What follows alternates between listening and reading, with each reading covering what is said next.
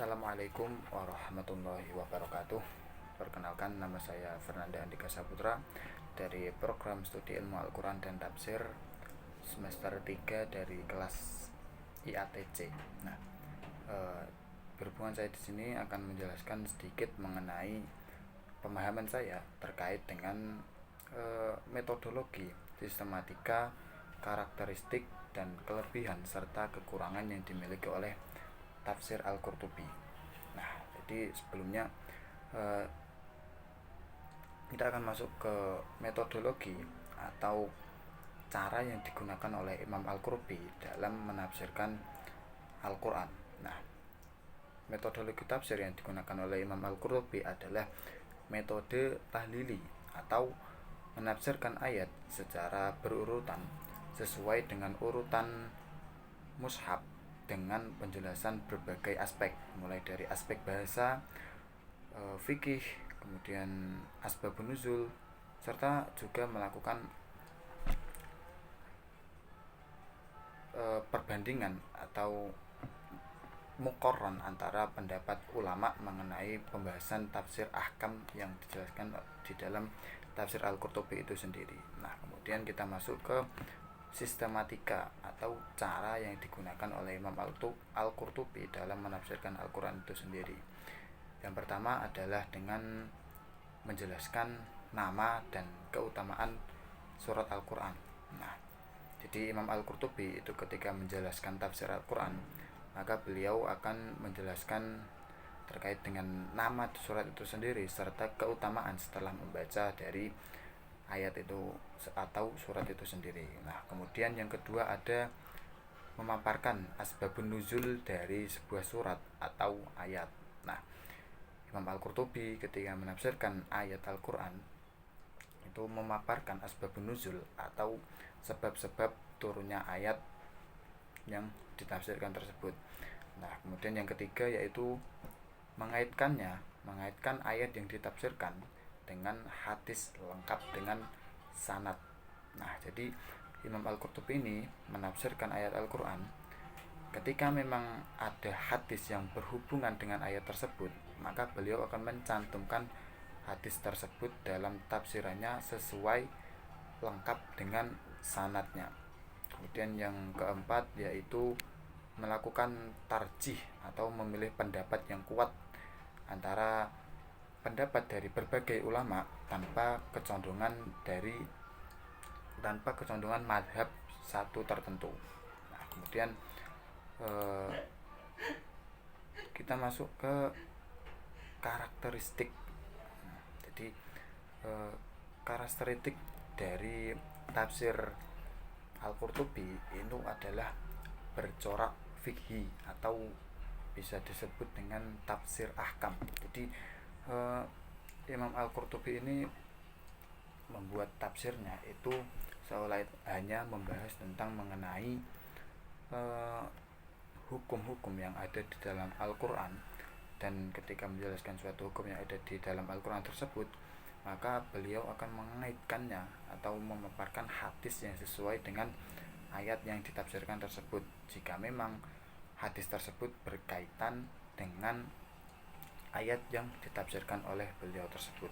Nah, kemudian kita masuk ke kelebihan serta kekurangan dari tafsir Al-Qurtubi itu sendiri. Nah, kelebihan yang pertama yaitu mengutip sumber hukum dari berbagai madhab. Nah, jadi ketika Imam Al-Qurtubi ini menafsirkan ayat Al-Quran, maka beliau akan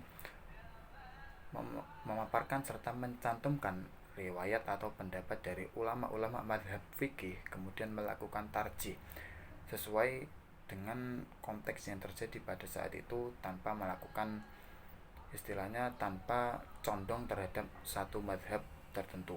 Nah, kemudian setelah melakukan tarjih, maka beliau memberikan argumentasi atau memberikan pendapat dari birroi atau pemikirannya sendiri. Contohnya adalah Quran surat Al-Baqarah ayat 187 mengenai hukum berkumpul dengan istri pada saat bulan Ramadan. Kemudian ada juga contoh lain dari Quran surat Al-Maidah ayat 51 mengenai batasan anggota wudhu. Nah, kemudian kelebihan yang kedua yaitu tidak mengabaikan bahasa, syair, dan sastra Arab. Nah, jadi tafsir Al-Qurtubi ini juga mengambil beberapa bahasa yang memang tercantum dari syair-syair Arab kuno.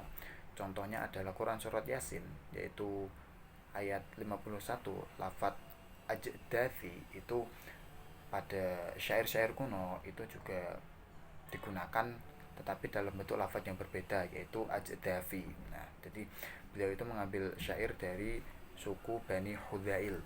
Nah, kemudian kelebihan yang ketiga yaitu menyikapi kisah Israiliyat dan hadis doib dengan klasifikasi status. Nah, di Imam Al-Qurtubi ketika menafsirkan itu mengkritisi atau mengkritik terkait dengan kisah Israiliyat dan hadis doib yang ada di Al-Quran dengan cara tidak langsung menerima dan percaya kisah Israiliyat dan hadis doib tersebut. Kemudian yang kedua yaitu menyikapi dengan hati-hati, karena terkadang kisah Israiliyat atau hadis doib itu tidak sesuai dengan akidah kita sebagai seorang muslim. Kemudian yang ketiga yaitu menjaga kemurnian tafsir dari hadis yang tidak kuat. Nah, jadi contoh mudahnya adalah Quran surat Al-Maidah ayat 27 tentang mengenai perseteruan dua putra Nabi Adam yaitu Qabil dan Habil. Kemudian contoh lain adalah Quran surat Al-Baqarah ayat 178 mengenai hukum qisas.